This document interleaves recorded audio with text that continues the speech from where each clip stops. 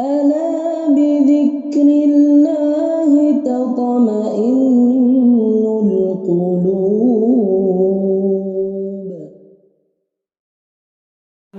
السلام عليكم ورحمة الله وبركاته.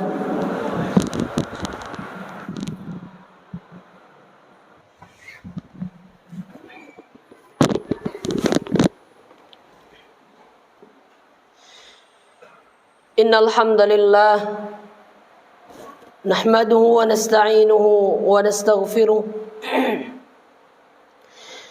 ونعوذ بالله من شرور أنفسنا ومن سيئات أعمالنا. من يهده الله فلا مضل له ومن يضلل فلا هادي له. أشهد أن لا إله إلا الله وحده لا شريك له وأشهد أن محمدا عبده ورسوله الذي أدى الأمانة وبلغ الرسالة ونصح الأمة.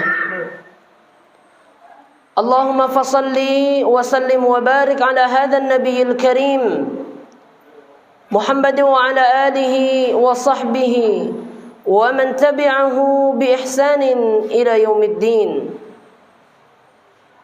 أما بعد فيا أيها الحاضرون المسلمون، إني أوصيكم وإياي بتقوى الله فقد فاز المتقون. اتقوا الله حق تقاته ولا تموتن إلا وأنتم مسلمون.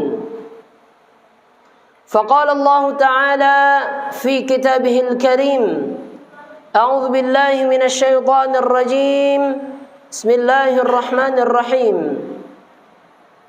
ومن يهاجر في سبيل الله يجد في الأرض مراغما كثيرا وسعة ومن يخرج من بيته مهاجرا إلى الله ورسوله ثم يدركه الموت فقد وقع أجره على الله وكان الله غفورا رحيما. Sadaqallahul azim. Ma'asyiral muslimin, sidang jemaah Jumat yang dirahmati oleh Allah Subhanahu wa taala. Mengawali perjumpaan kita pada siang yang berbahagia ini, marilah senantiasa kita menundukkan kepala kita, menghilangkan segala sikap sombong, sifat angkuh kita, menundukkan segala bentuk keimanan dan ketakwaan kita kepada Allah Subhanahu wa taala, seraya memuji dan bersyukur kepadanya atas segala nikmat yang Allah masih berikan kepada kita hingga detik ini. Bagaimanapun saat seseorang akan mendatangkan satu kenikmatan kepada kita, jika itu tanpa seizin dari Allah Subhanahu wa taala, maka mustahillah hal tersebut akan terjadi. Begitu juga bagaimanapun seseorang akan mendatangkan kemudaratan kepada kita tanpa izin dan ridha dari Allah, maka tak akan mungkin kemudaratan itu menghampiri diri kita. Oleh karena itu, seluruhnya adalah hak prerogatif dari Allah. Maka selayaknya kita sebagai seorang hamba senantiasa memuji dan bersyukur kepada Allah atas apa yang Allah berikan kepada kita. Kata Rasulullah sallallahu alaihi wasallam, ada dua kenikmatan yang manusia itu terkadang dilalaikan olehnya. Yang pertama adalah nikmat kesehatan, dan yang kedua adalah nikmat waktu luang yang masih kita rasakan. Jadi jangan sampai dengan kesehatan yang Allah masih berikan, dengan waktu yang masih Allah berikan kepada kita ke lapangan, justru membuat kita lupa akan bersyukur kepada Allah, lupa akan mengingat Allah, lupa akan beribadah dan hakikat dari nikmat yang diberikan oleh Allah kepada hambanya.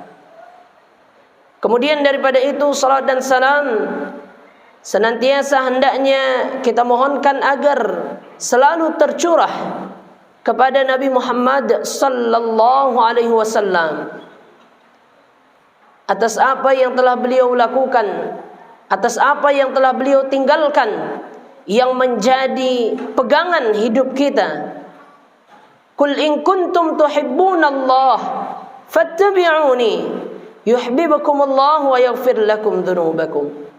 Atau pada ayat yang lain Allah katakan, wa ma atakumur rasul fakhudhuh wa ma nahakum anhu fantahu.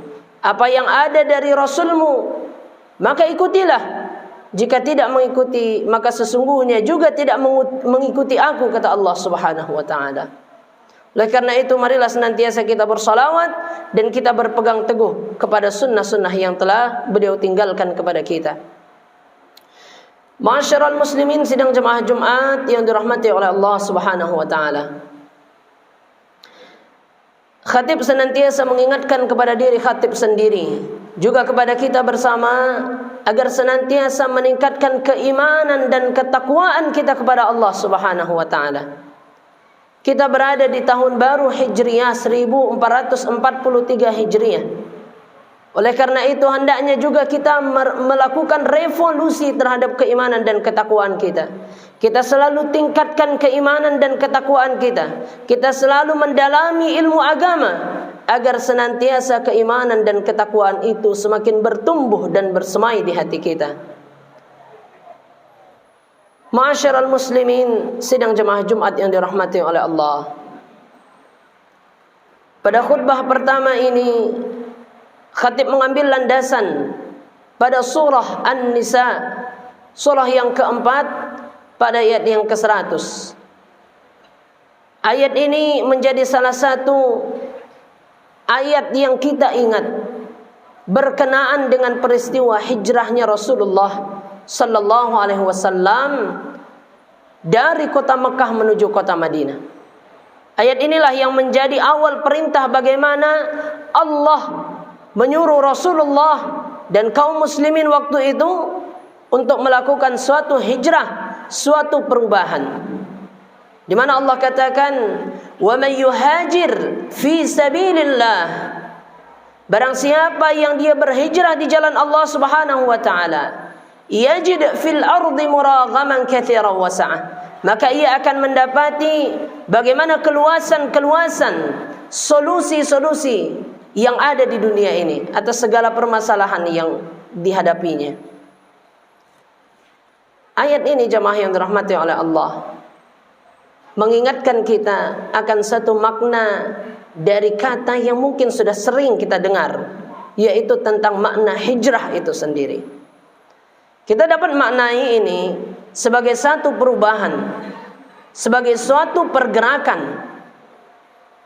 Namun jemaah yang dirahmati oleh Allah, saat kita merujuk kepada makna yang lebih dalam dari kata itu, maka perubahan yang dikehendaki bukanlah perubahan secara fisik saja, tetapi bagaimana perubahan yang dikehendaki itu adalah perubahan secara maknawi kita. Mengapa demikian? Karena saat seseorang berubah secara fisik semata, berubah dari satu tempat ke tempat lain saja, maka ini tidak disebut dengan hijrah, tetapi disebut sebagai intiqal. Sebagaimana kita mengenal adalah takbir intiqal, pergerakan antara satu gerakan solat dengan gerakan solat berikutnya, disebut dengan intiqal. Namun makna sebenarnya dari hijrah tak hanya hijrah secara fisik yang dikehendaki, tetapi bagaimana ada satu perubahan makna, ada satu pergerakan ke arah yang lebih baik daripada posisi semula. Kita katakan kita berhijrah, kita katakan kita melakukan satu perubahan saat ada hal-hal baik yang semakin melekat kepada diri kita. Apakah dengan bertambahnya ilmu kita, may yuridillahu bihi khairan yufaqihu fid din, barang siapa yang Allah kehendaki baik, Allah pahamkan agama kepadanya? Atau justru perubahan ke arah yang lebih baik itu dengan semakin baiknya amal ibadah kita kepada Allah Subhanahu wa taala? Atau justru akan dengan semakin baiknya dengan kita melakukan hijrah, adanya perubahan dalam segi muamalah kita dengan sesama manusia? Maka inilah sebenarnya yang dimaknai sebagai istilah hijrah tersebut, jemaah yang dirahmati oleh Allah. Ma'asyiral muslimin, sidang jamaah Jumat yang dirahmati oleh Allah. Imam Ibnul Qayyim Al-Jauziyah membagi makna hijrah ini kepada dua bagian. Beliau mengatakan hijrah yang pertama adalah hijrah secara fisik.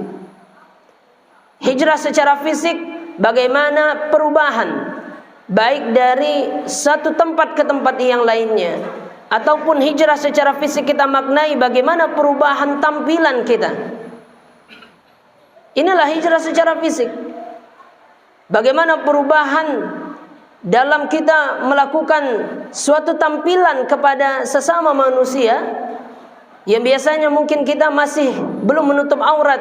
Kita sekarang sudah menutup aurat, kita melaksanakan sunnah-sunnah dalam berpakaian. Maka ini hijrah secara fisik. Namun yang kedua yang hendaknya kita barengi dengan hijrah fisik ini adalah hijrah hati kita. Karena Rasulullah sallallahu alaihi wasallam pernah mengatakan tidak akan mampu seseorang bertahan dalam proses ia menuju satu kebaikan kepada Allah jika ia tidak membenahi hatinya. Jika ia tidak membenahi hatinya, maka tidak akan mungkin seseorang itu akan bertahan di jalan hijrah. Tidak akan mungkin seseorang itu akan berubah selalu ke arah yang lebih baik tanpa ada perubahan secara maknawi, secara hati yang ia lakukan. Kita apresiasi perubahan-perubahan fisik, kita apresiasi perubahan-perubahan yang memang secara real nampak. Namun hendaknya yang selalu kita tingkatkan bagaimana kita dapat menata hati kita menjadi qalbun salim. Allah katakan, la yanfa'u malun wala banun illa man atallah biqalbin salim. Pada hari kiamat nanti tidak akan bermanfaat malun wala banun, tidak akan bermanfaat harta anak-anak kita, illa man atallah biqalbin salim, kecuali hati yang memang sangat tetap, kecuali hati yang memang dekat dan selalu ingin mendekati dirinya kepada Allah Subhanahu wa taala. Inilah jamaah yang dirahmati oleh Allah. Kita mengenal, kita tahu bahwa saat kita akan melakukan satu perubahan, saat kita akan bergerak ke arah yang lebih baik, akan sangat banyak tantangan, akan sangat banyak rintangan dan godaan. Sikap kesabaran sangatlah dibutuhkan. Kita teringat dengan peristiwa hijrah Rasulullah ke Taif misalnya. Rasulullah dilempari batu, Rasulullah dihujat dengan kata-kata. Tetapi saat malaikat mengatakan, "Ya Rasul, kalau engkau mau kita hancurkan penduduk Taif ini," maka apa kata Rasulullah? "Oh jangan." Mereka mungkin belum mendapati dakwah. Lalu dengan kesabaran luar biasa yang dicontohkan oleh Rasulullah sallallahu alaihi wasallam, apakah yang membuat kesabaran ini mampu bertahan lama? Apakah yang membuat ini dapat bertahan secara konsisten? Apakah yang membuat ini istiqamah? Bagaimana saat kita melakukan hijrah, tidak hanya secara fisik, tetapi kita hijrah secara hati kita. Ma'asyiral muslimin yang dirahmati oleh Allah Subhanahu wa taala. Kita teringat pada asbabun nuzul surah Al-Hujurat ayat yang ke-14, di mana ada seorang badui yang datang kepada Rasulullah sallallahu alaihi wasallam. Lalu ia katakan, "Ya Rasul, kami sudah beriman." Qalu amanna. Tapi Allah langsung balas dengan Allah turunkan ayat ini. Mereka tidak beriman, walakin kunu aslamna. Mereka hanya masih baru mengerjakan Islam. Masih baru pada tatanan yang sederhana, tatanan yang paling rendah. Mengapa mereka dikatakan masih belum beriman? Mereka hanya Islam semata karena hati mereka belum tertata dengan baik. Karena hati mereka belum tertata dengan baik. Oleh karena itu Allah masih sebut mereka sebagai hanya orang Islam, bukan orang yang beriman. Jangan pula sampai masalah kisah Arab Badui tadi menghampiri diri kita. Saat kita katakan kita beriman, apakah kita sudah beriman atau kita justru hanya masih dalam tatanan Islam? Apakah kita sudah melakukan hijrah secara hati kita, ataukah kita hanya hijrah secara fisik kita semata? Maka inilah jamaah yang dirahmati oleh Allah Subhanahu wa taala yang harus kita tata terus, yang harus kita perbaiki, yang harus kita selalu tingkatkan. Bagaimana kita mampu melakukan suatu perubahan. Kita harapkan ini dapat berjalan secara istiqamah saat kita menguatkan hati kita. Karena inilah kita ingat hadis dari Rasulullah sallallahu alaihi wasallam, "Ala inna fil jasadi mudghah." Di dalam diri seseorang ada segumpal darah, kata Rasulullah. "Idza salahat salahal jasadu kulluh, wa idza fasadat fasadal jasadu kulluh. Ala wa hiyal qalb." Jika itu baik maka baiklah seluruhnya. Namun jika itu bermasalah, maka bermasalah pula lah seluruhnya. Sehingga ini juga menepis saat ada seseorang yang hanya mengatakan, "Oh, kami sudah berhijrah secara hati. Kami sudah berhijrah. Yang penting hatinya hijrah." Maka ini dapat ditepis dengan itu. Saat seseorang mengatakan ia sudah hatinya hijrah, hatinya sudah melakukan pergerakan ke arah yang lebih baik, pasti akan tercermin dari fisiknya. Saat hatinya sudah mengarah kepada yang lebih baik, maka matanya tidak akan mungkin melihat kepada yang tidak diridhai Allah. Saat hatinya mungkin sudah mengarah ke arah yang lebih baik, tangannya tidak akan mungkin mengambil sesuatu yang bukan menjadi haknya. Tidak akan mampu membuat sesuatu yang menjadi hoax dan yang akan menimbulkan keresahan di tengah kita. Namun saat mereka hanya mengatakan, "Kami sudah hijrah, yang penting hatinya hijrah." Saat belum ada tercermin, maka sesungguhnya itu bukan hati yang hijrah. Bukan hatinya yang hijrah. Saat hatinya hijrah, maka akan lebih baiklah seluruh fisiknya. Saat hatinya hijrah, maka seluruh anggota tubuhnya akan tercermin dari hati yang lebih baik tersebut. Jemaah yang dirahmati oleh Allah Subhanahu wa taala, semoga apa yang kita sampaikan pada khutbah pertama ini menjadi renungan bagi kami yang menyampaikannya dan juga kita yang mendengarkannya. Fa'tabiru ya ulul absar la'allakum tuflihun.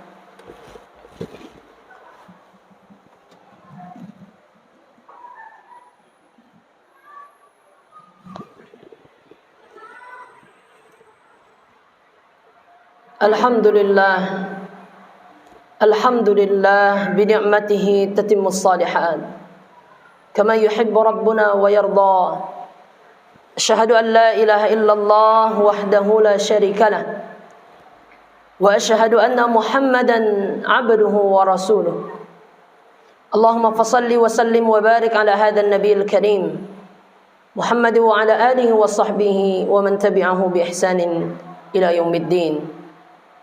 فقال تعالى: أعوذ بالله من الشيطان الرجيم بسم الله الرحمن الرحيم يا أيها الذين آمنوا اتقوا الله ولتنظر نفس ما قدمت لغد واتقوا الله إن الله خبير بما تعملون صدق الله العظيم.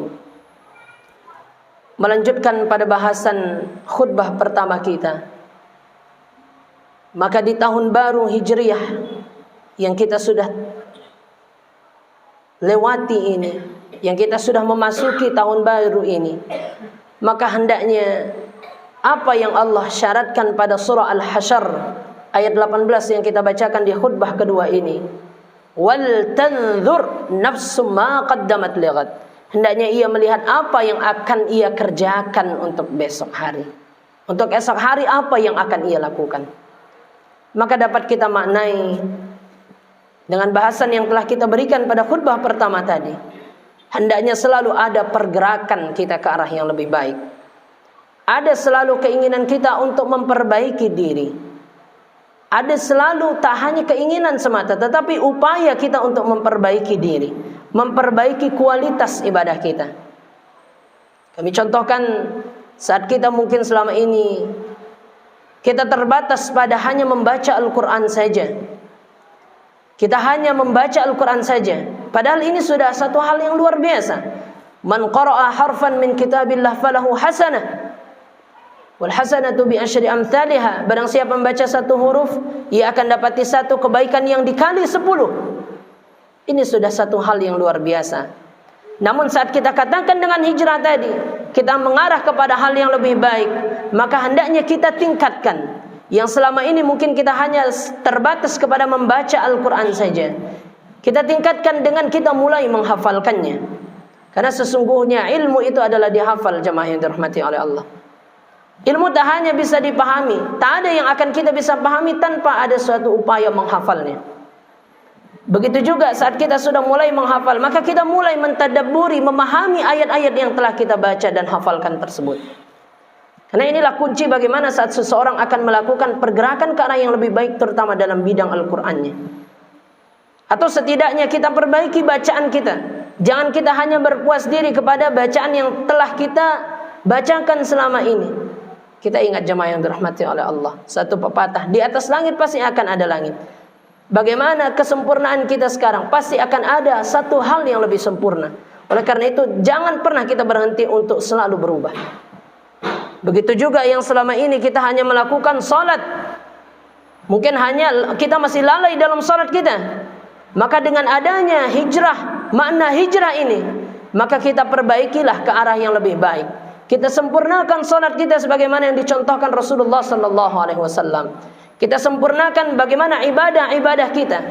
Pun kita sempurnakan lisan kita untuk mengingat dan berzikir kepada Allah. Yang selama ini mungkin kita belum membiasakan membaca zikir pagi dan petang. Kita biasakan itu jemaah yang dirahmati oleh Allah. Yang mungkin selama ini di dalam perjalanan kita mungkin hanya terbiasa dengan hal-hal yang tidak ada membawa manfaatnya, maka hendaknya kita ganti, kita rubah kepada hal-hal yang lebih bermanfaat. Inilah hakikat dari satu hijrah, adanya sebuah perencanaan. Kita rencanakan kepada hal-hal yang lebih baik. Oleh karena itu jemaah yang dirahmati oleh Allah, selalulah kita melakukan perubahan, pergerakan. Karena sesuatu yang diam, sesuatu yang tidak akan ada perubahan padanya, maka lama-kelamaan hal itulah yang akan binasa. Innallaha wa malaikatahu yusalluna 'alan nabi, ya ayyuhalladzina amanu sallu 'alaihi wa sallimu taslima. Allahumma salli 'ala Muhammad wa 'ala ali Muhammad, kama sallaita 'ala Ibrahim wa 'ala ali Ibrahim, wa barik 'ala Muhammad wa 'ala ali Muhammad, كما باركت على إبراهيم وعلى آل إبراهيم في العالمين إنك حميد مجيد. اللهم اغفر للمسلمين والمسلمات والمؤمنين والمؤمنات الأحياء منهم والأموات إنك سميع قريب مجيب الدعوات ويقاضي الحاجات. ربنا ظلمنا أنفسنا وإن لم تغفر لنا وترحمنا لنكونن من الخاسرين. ربنا تقبل منا إنك أنت السميع العليم وتب علينا إنك أنت التواب الرحيم. ربنا آتنا في الدنيا حسنة وفي الآخرة حسنة وقنا عذاب النار والحمد لله رب العالمين. عباد الله، إن الله يأمر بالعدل والإحسان وإيتاء ذي القربى وينهى عن الفحشاء والمنكر والبغي يعظكم لعلكم تذكرون ولذكر الله أكبر.